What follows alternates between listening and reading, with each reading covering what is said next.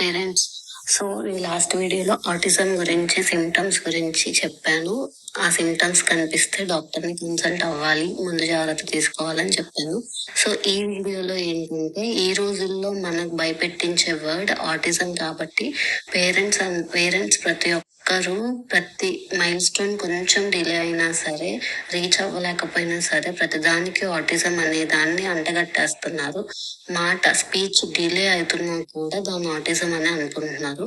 So ఈ వీడియోలో నేను స్పీచ్ డిలే అనేది డిఫరెంట్, ఆటిజం అనేది డిఫరెంట్ అనేది నేను ఎక్స్ప్లెయిన్ చేస్తున్నాను. ఈ ఛానల్ కి కొత్తగా వస్తే ప్లీజ్ సబ్స్క్రైబ్ చేసుకోండి అండ్ బెల్ ఐకాన్ క్లిక్ చేయండి. నా లాస్ట్ వీడియోస్ కూడా ఒకసారి ఆటిజం గురించి ఎక్స్ప్లెయిన్ చేశాను, ఒకసారి అది చెక్ చేయండి. సో ఫస్ట్ ఏంటంటే, ఆటిజం వేరు, స్పీచ్ డిలే వేరు, చాలా డిఫరెన్స్ ఉంది. సో మీరు అబ్జర్వ్ చేయాల్సింది ఏంటి అంటే, మెయిన్ గా స్పీచ్ డిలేలో ఏమవుతుందంటే, చైల్డ్కి, మన పిల్లలకి మనం ఏం చెప్తున్నామో అర్థమవుతుంది. మనం ఏం చెప్పిన ఇన్స్ట్రక్షన్స్ వాళ్ళు ఫాలో అవుతారు, కానీ రెస్పాండ్ అవ్వరు. అది స్పీచ్ డిలే అన్నమాట. అంటే ఫర్ ఎగ్జాంపుల్, నాకు ఆ బాల్ ఇవ్వు నాన్న, ఆ టాయ్ ఇవ్వు, ఇలా రా, అక్కడికి వెళ్ళి కూర్చో, ఇవన్నీ మనం చెప్పేవి వాళ్ళు ఫాలో అవుతారు. బట్ మనకి మాటల ద్వారా వాళ్ళు ఎక్స్ప్రెస్ చేయరు. అది ఒకటి స్పీచ్ డిలేలో.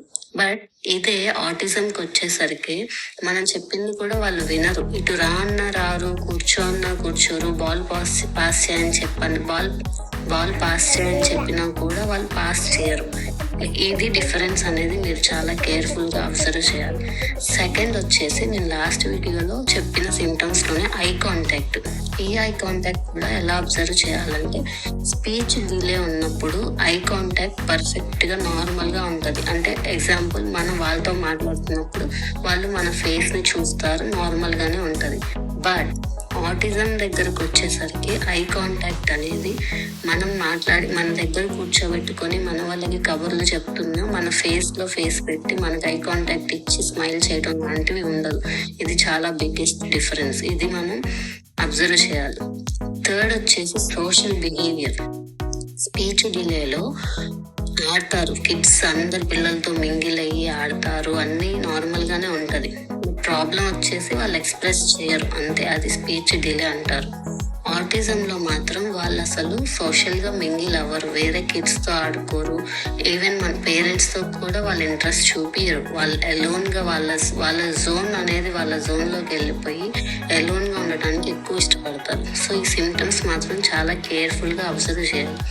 అండ్ ఫోర్త్ వచ్చేసి రిపిటేటివ్ బిహేవియర్. నేను చెప్పాను వీడియోలో, పదే పదే అదే పనిని రిపీట్ గా చేస్తారు అని చెప్పేసి. స్పీచ్ డిలేలో అది ఉండదన్నమాట. ఈ రిపిటేటివ్ బిహేవియర్ యూజువల్గా పిల్లలంటే, అండ్ ఈ పాయింట్ ని ఎక్కువగా సీరియస్ గా తీసుకోమాకండి. చిన్నపిల్లలు, మా పిల్లోడే చిన్నపిల్లలు అనేది ఒకటి వాళ్ళకి నచ్చింది అంటే అదే పని రిపీటెడ్ గా చేయటం అనేది చాలా నార్మల్. సో దీన్ని బేస్ చేసుకొని మీరైతే కంగారు పడనవసరం లేదు. ఎందుకంటే నా పిల్లలు ప్రతిరోజు వాళ్ళకి నచ్చిన ఒక వీడియో టీవీలో చూడాలంటే రిపీటెడ్ గా అదే వీడియో లూప్ లో పెట్టుకొని చూస్తూనే ఉంటారు, సాంగ్స్ వింటూనే ఉంటారు. సో అది క్వైట్ నార్మల్.